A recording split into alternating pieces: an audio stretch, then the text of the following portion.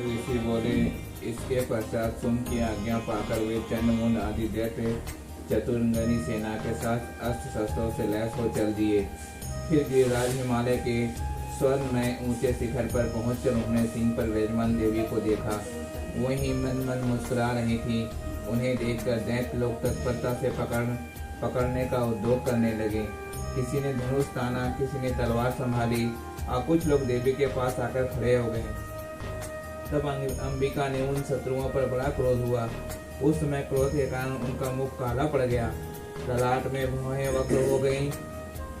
तब वहां से तुरंत विकराल मुख काली प्रकट हुई, जो तलवार और पासा लिए हुए थी, विचित्र घंटवांग धारण किए हुए और चीते के चमड़े की साड़ी पहने नर मुंडों की माला से अलंकृत थी। उनके शरीर की मांस सूख गया था, केवल मात्र अस्थि पंजर शेष था, जिससे वो अत्यंत भयंकर जान पड़ती थी। उनका मुख विकराल था, जीभ लपलपाने के कारण वे और भी डरावनी प्रतीत होती थी। उनकी आंखें भीतर की धंसी हुई और अंगारे के समान लाल थी। वे अपनी भयंकर गर्जना से संपूर्ण दशाओं को गुंजा रही थी।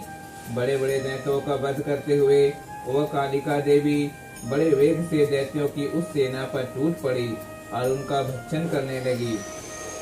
वे पार्श्व रक्षकों, अंकुशधारी महावतों और योद्धाओं तथा घंटा सहित कितने ही हाथियों को एक ही हाथ से पकड़कर मुखग्रास बना डालती थी।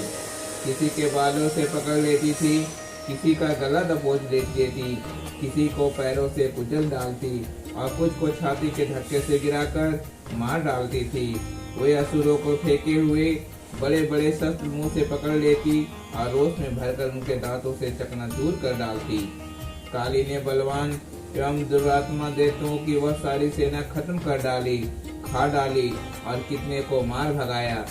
कोई तलवार के घाट उतारे गए, कई खटंगवांग से पीटे गए और कितने ही असुर दांतों के अग्रभाग से कुचले जाकर मृत्यु को प्राप्त हुए। इस प्रकार देवी ने असुरों की उस समस्त सेना को क्षण भर में धराशाही कर दिया। यह देख चंड उन दोनों अत्यंत भयंकर काली देवी की ओर दौड़ा और महादैत्य मुंड ने भी अत्यंत भयंकर बाणों की बौछार से तथा हजारों बार चलाए गए चक्रों से उन भयानक नेत्रों वाली देवी को आवृत कर दिया। वे अनेकों चक्र देवी के मुख में समेत हुए, ऐसे जान पड़ते मानो सूर्य के बहुतरे मंडल बादलों के उदर में प्रवेश कर रहे हो। तब भयंकर गर्जना करने वाली काली ने अत्यंत रोष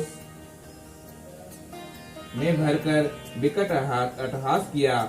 उस समय उसके विकराल मुख के भीतर कठिनता से देखे जा सकने वाले दांत की प्रभा से वे अत्यंत उज्जवल दिखाई देती थीं।